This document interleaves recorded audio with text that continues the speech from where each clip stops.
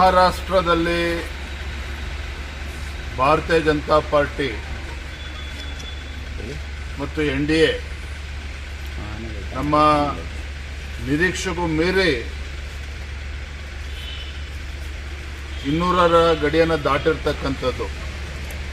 ಬಹುಶಃ ಒಂದು ಹೊಸ ಇತಿಹಾಸವನ್ನು ಮಹಾರಾಷ್ಟ್ರದಲ್ಲಿ ಭಾರತೀಯ ಜನತಾ ಪಾರ್ಟಿ ಪಕ್ಷಗಳು ಸೃಷ್ಟಿ ಮಾಡಿದೆ, ದಾಖಲೆ ಮಾಡಿದೆ. ಮಹಾರಾಷ್ಟ್ರದ ಮಹಾಜನತೆ ಮತ್ತೊಮ್ಮೆ ನರೇಂದ್ರ ಮೋದಿಜಿಯವರ ನಾಯಕತ್ವದ ಬಗ್ಗೆ ವಿಶ್ವಾಸವನ್ನು ಇಟ್ಟು ಒಂದು ಐತಿಹಾಸಿಕ ಗೆಲುವನ್ನು ಇವತ್ತು ನೀಡಿದ್ದಾರೆ. ತುಂಬ ಸಂತೋಷ ತರ್ತಕ್ಕಂಥ ವಿಚಾರ. ಕರ್ನಾಟಕದಲ್ಲಿ 3 ಕ್ಷೇತ್ರಗಳ ಉಪಚುನಾವಣೆ, ಚನ್ನಪಟ್ಟಣ, ಶಿಗ್ಗಾವಿ ಹಾಗೂ ಸಂಡೂರು 3 ಕ್ಷೇತ್ರದಲ್ಲಿ ನಮಗೆ ಹಿನ್ನಡೆ ಆಗಿದೆ.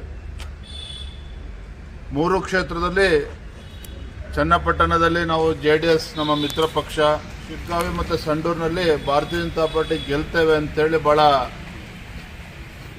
ವಿಶ್ವಾಸನ ಇಟ್ಕೊಂಡಿದ್ವಿ.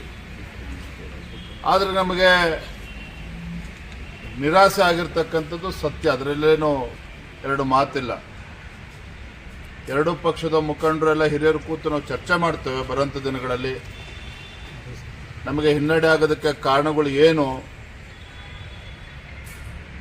ಯಾತಕ್ಕೋಸ್ಕರ ನಮಗೆ ಗೆಲುವು ಸಾಧಿಸೋದಕ್ಕೆ ಸಾಧ್ಯ ಆಗಲಿಲ್ಲ,